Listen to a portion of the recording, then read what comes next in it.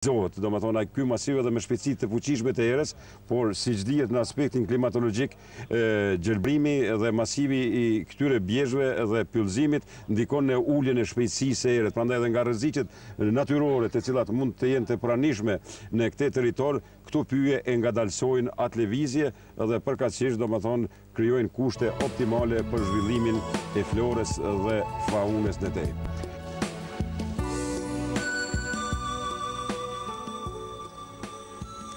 Këtu në këtë kompleks kanë ekzistuar edhe shumë shtëpiza gjuetie, ku paraprakisht janë vendosur në pozicione gjuetare duke pritur momentet më të përshtatshme për gjatë.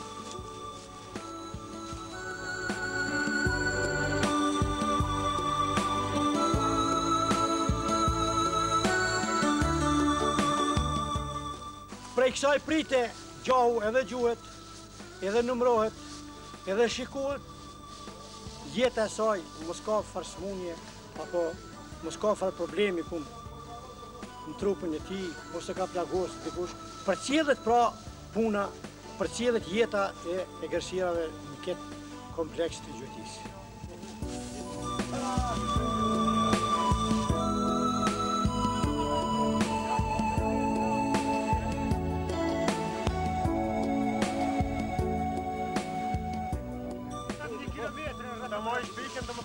Ndërsa këtu më parë ka qenë ndërtuar e ashtu quajtura kurth për derrat e egër, se në ç'mnyrë ka funksionuar ajo, flasin kompetentët e kësaj fushë.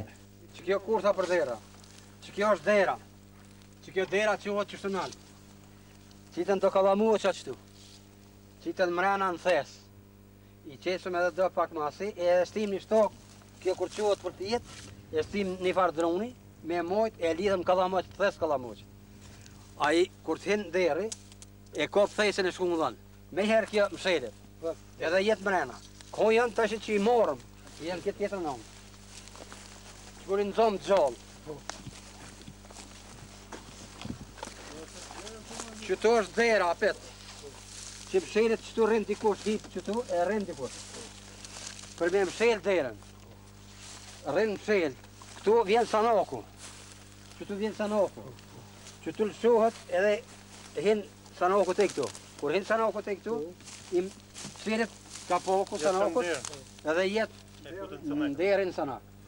I këna në zonë dy copa, një moshkull, një femën,